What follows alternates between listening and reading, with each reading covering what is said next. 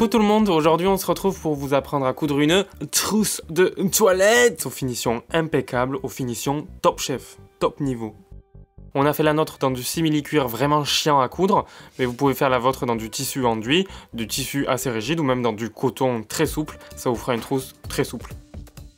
Allez, on commence par découper un rectangle de 44 par 30 cm. Et comme on vous parle de finition parfaite, on vient découper deux petits rectangles de 4 cm par 4 cm pour finir les extrémités du zip de manière impeccable.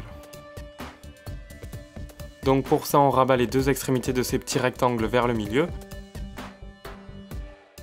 Et on vient maintenir le tout avec une petite couture de chaque côté. Donc ces deux petits rectangles vont définir les extrémités de notre zip. Et donc vous les placez de part et d'autre du zip, de manière à ce que d'un bout à l'autre, ça mesure la largeur de votre rectangle moins 2 cm. Donc comme la largeur de notre rectangle fait 30 cm, on les place de sorte à ce que d'un bout à l'autre, ça mesure 28 cm. On vient les épingler sur le zip et on fait une couture nervure sur le pli intérieur de chacune des extrémités. On coupe le zip qui dépasse.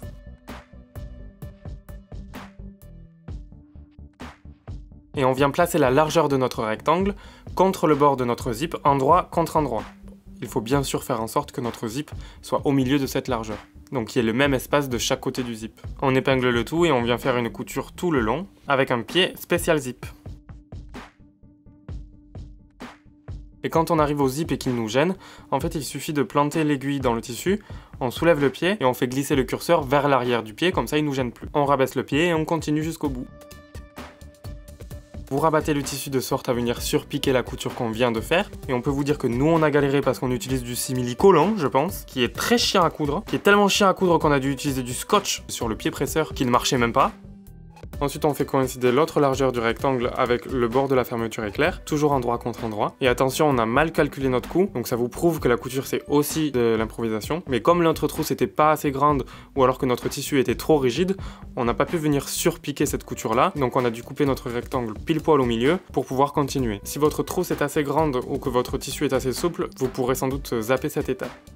Et donc on vient surpiquer notre couture exactement comme on a fait de l'autre côté. Ensuite on vient réaliser une languette toute bête dans le tissu de notre doublure en cousant un tube assez fin qu'on vient retourner. Donc on vient placer la languette sur l'endroit de la trousse à l'endroit désiré. On l'a mis sur le côté un petit peu en haut. On vient épingler les deux rectangles de notre trousse endroit contre endroit. Et au niveau du zip, quand on va commencer et finir notre couture, on fait bien en sorte de ne pas prendre les extrémités du zip, les petits rectangles de propreté qu'on a cousus au début, mais de coudre à quelques millimètres de ceux-ci. C'est ça qui donnera l'effet super propre de notre trousse à la fin.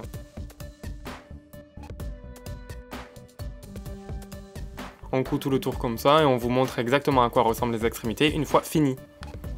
Vous voyez, c'est propre, hein? Pour créer une profondeur à la trousse, on vient aplatir les angles, de sorte à faire correspondre la couture des côtés avec la couture du bas, et on vient faire une couture en travers qui mesurera 6 cm.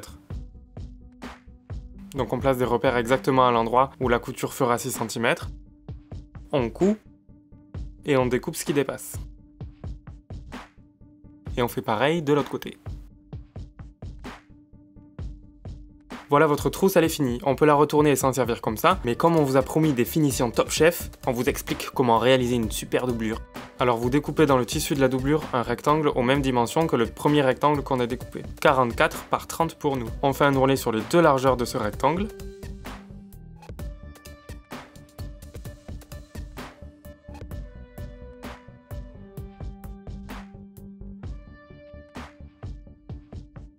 On plie en deux endroit contre endroit et on vient coudre les côtés.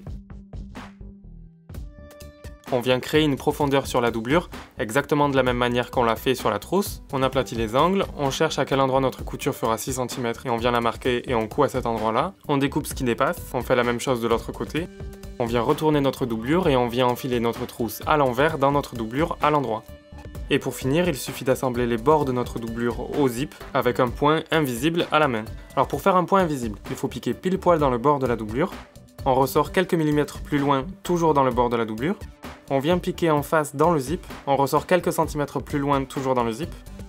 On vient piquer en face, pile poil dans le bord de la doublure. Et ainsi de suite sur tout le tour du zip. On prend son temps et on s'applique et on essaye de prendre du plaisir à réaliser cette couture à la main. On fait un nœud bien solide qu'on vient cacher entre la doublure et la trousse. Et votre superbe trousse aux finitions parfaites au top du top est finie. Et voilà, on espère que ça vous a plu. Nous, on rentre le 8 mars de Thaïlande et on vous fera un petit vlog en sortant de l'aéroport pour vous montrer notre magnifique bronzage. Si vous avez kiffé, n'oubliez pas de vous abonner à la chaîne pour ne rater aucune nouvelle vidéo. Vous pouvez aussi nous suivre sur Facebook et Instagram. En attendant, on vous fait des gros bisous, on vous aime et on vous dit à la semaine prochaine.